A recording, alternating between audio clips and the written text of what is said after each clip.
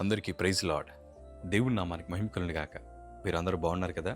మీరు పెడుతున్న ప్రతి ప్రార్థన రిక్వెస్ట్‌కి అనుదినం మేము ప్రార్థన చేస్తూ ఉన్నాం. మా ఆశ అంతా ఒకటే. ఎక్కడైతే మీరు తృణీకరించబడ్డారో, ఎక్కడైతే వెలివేయబడ్డారో, ఎక్కడైతే గుండెలు పగిలిలాగేడ్చారో అదే స్థలాల్లో నా ప్రభు మీ అందరిని హెచ్చించబోతున్నారు. విశ్వాసంతో ప్రార్థన చేయండి.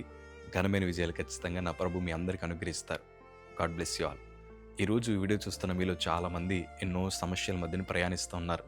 కొంతమంది మనల్ని దూషించడం వల్ల, కొంతమంది మన ఓటములు వేలెత్తి చూపి ఇదిగో మందిరానికి వెళ్తున్నారు, వీళ్ళ ప్రభులు వారు ఏం చేశారు అని ఎగతాళి చేస్తున్నప్పుడు మనకు చాలా కోపం వస్తూ ఉంటుంది.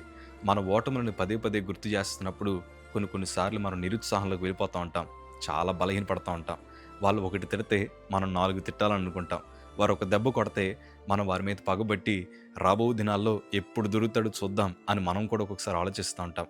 ప్రియ సంగమా, నాకు తెలుసు కోపం, బాధ కొన్నిసార్లు మనల్ని అట్లా మాట్లాడేలాగా, ఆలోచించేలాగా చేస్తుందని. కానీ ఈరోజు సేవకుడిగా అనుభవంతో చెప్తున్నాను, మనం మౌనంగా ఉండటం మంచిది. అదేటన్నా, వాళ్ళు మనల్ని అవమానిస్తున్నారు కదా, నలుగురు మధ్యన ఎగతాళి చేస్తున్నారు కదా, నన్ను, నా కుటుంబాన్ని చాలా అల్పమైన కుటుంబంగా చూస్తున్నారు, మా కోసం కావాలని మాట్లాడుకుంటున్నారు, మా వెనకాల కావాలని మమ్మల్ని హేళన చేస్తున్నారు. ఇలాంటివన్నీ అందరి జీవితంలో జరుగుతాయి. కానీ క్రైస్తవుడు ఎట్లా ఉండాలి తెలుసా? మౌనంగా ఉండాలి. అనుభవంతో చెప్తున్నాను కదా, మేము కొన్ని శోధనల మధ్యన ప్రయాణించాం, కానీ మా మౌనమే మా ఆశీర్వాదానికి కారణమైంది. అందుకే ఎంతోమంది భక్తిపరులు అనుభవంతో రాస్తూ అంటున్నారు కదా. కీర్తనల భాగము 62వ కీర్తన మొదటి మాట మనం చదవగలిగితే, నా ప్రాణము దేవుని నమ్ముకొని మౌనంగా ఉన్నది, ఆయన వలన నాకు రక్షణ కలుగును. దావీదు మహాభక్తుడు అంటున్నాడు కదా, నా ప్రాణము దేవుని నమ్ముకొని మౌనంగా ఉంది. ఈరోజు నిజంగా మనం ప్రభుని నమ్ముకుంటే మనం కూడా మౌనంగానే ఉంటాం. ఎందుకంటే మనం ఆరాధిస్తున్న దేవుడు ఆయన మౌనంగా ఉండే దేవుడు కాదు. మనం ఆరాధిస్తున్న దేవుడు నిశ్శబ్దాన్ని మెయింటైన్ చేసే దేవుడు కాదైనా. తన పిల్లలు మొరపెట్టగా, తన పిల్లలు అవమానం మధ్యన ప్రయాణిస్తుండగా వారి మొరని ఆలకించి ఆయన మన పక్షాన మాట్లాడగలిగిన గొప్ప దేవుడు ఆయన. అందుకే భక్తులు అన్నారు, నేను మౌనంగా ఉండగల కారణం ఏంటో తెలుసా? నా ప్రభు మాట్లాడగలిగిన దేవుడు, నా ప్రభు సమాధానం చెప్పగలిగిన దేవుడు. ఎందుకంటే న్యాయము చేయుట నా ప్రభుకి ఇష్టం. అందుకే మనం మౌనంగా ఉండాలి. ప్రియ సంగమా, దావీదు ఎన్నో అనుభవాల మధ్యన ప్రయాణించాడు. సొంత అన్నలు దావీదుని అవమానపరిచారు, ఎన్నిక లేనట్టు వాడిగా చూశారు, తండ్రి ప్రేమ దక్కలేదు. కనీసం కుటుంబం కూడా దావీదుని వెన్నుతట్టు నడిపించి, అయ్యా మేమున్నాం, ప్రభు నిన్ను అభిషేకించాడు కదా, నీ వెనకాల మేముంటాం, దేవుడిని ఇంకా ఉన్నతంగా దీవించునుగాక, ఇంకా ఉన్నతంగా ఆశీర్వదించునుగాక అని వెనకాలండి వెన్ను తట్టాల్సిన అన్నలే దావీదుని గర్విష్ఠుడిగా నలుగురు మధ్యన అవమానపరిచిన సందర్భాలు మనకు తెలుసు. కానీ నేను అనుకుంటా ఉంటాను, ఆ సమయాన్ని కూడా దావీదు మౌనంగా ఉన్నాడు. చాలా మాటలు పడ్డాడండి. అరణ్యములో, గృహలో ప్రాణాలను అరిచేతిలో పట్టుకుని తిరిగాడు, కానీ ఎన్నడూ ఎవరిని ఏమనలేదు. తన మౌనమే తనని సింహాసనం దాకా తీసుకెళ్ళింది. తన మౌనమే ఘనమైన వీరుడిగా మార్చింది. ఈరోజు నేను అదే అంటున్నాను, మౌనంగా ఉండండి.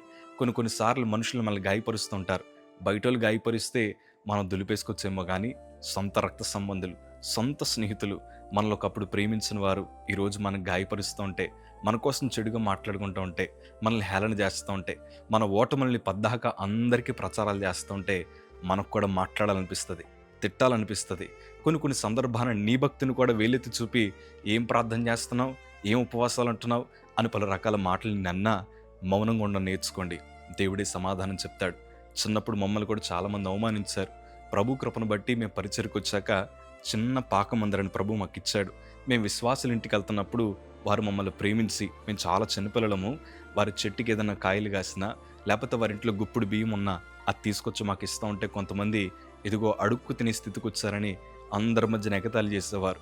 ఒకరోజు మాకు తెలిసిన వారి ఇంటికి వారు కలర్ టీవీ కొనుక్కున్నారని మాకు సమాచారం తెలియగా మాకు ఎంతో ఇష్టం అన్నమాట. అది ఎట్లా ఉంటుందో చూడాలి, అసలు అది ఎలాగా పనిచేస్తుందో చూడాలని ఆశ కలిగి ఉన్నప్పుడు మా చెల్లెలు కూడా అన్నారు, అన్నయ్య మమ్మల్ని కూడా తీసుకెళ్ళని అంటే, మా చిన్న చెల్లెలు ఇద్దరిని పట్టుకుని నేను వాళ్ళ ఇంటికి వెళ్ళాను.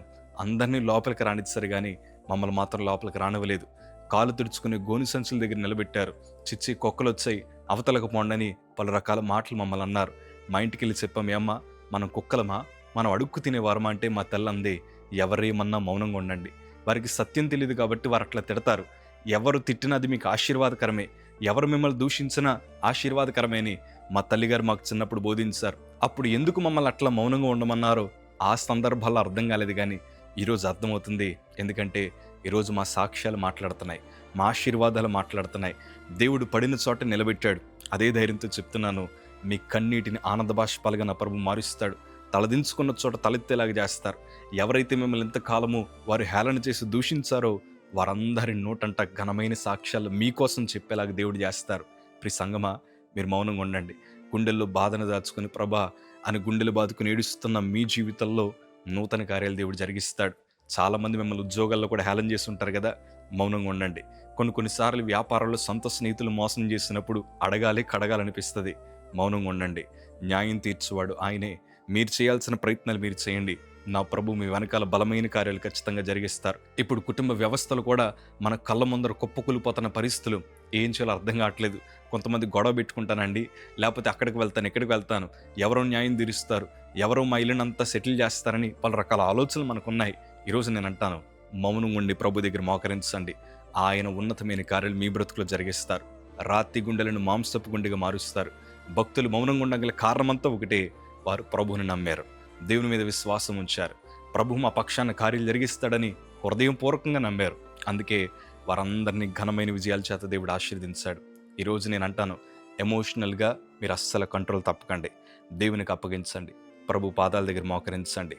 శత్రువుల ఎదుట భోజనాన్ని సిద్ధపరుస్తాడు ఆయన. దేవుడు ఘనమైన సింహాసనాన్ని మీకోసం సిద్ధపరుస్తాడు. ఈ వీడియో చూస్తున్న మీ అందరూ ధైర్యంగా ఉండి ఈ కడవరి దినాల్లో ఒకే ఒక్క ప్రార్థన, తండ్రి ఈ కడవరి దినాలు ఏ సాక్ష్యం అయితే అవసరమో, ఈ కడవరి దినాలు ఏ వరములు ఫలములైతే అవసరమో వాటి చేత మమ్మల్ని నింపండి. మేము మౌనంగా నీ సన్నిధిలో ప్రార్థన చేస్తాం. కార్యాలు మీరు జరిగించండి ప్రభా, ఎందుకంటే మీరొక్కలే నమ్మదగిన దేవుడివి.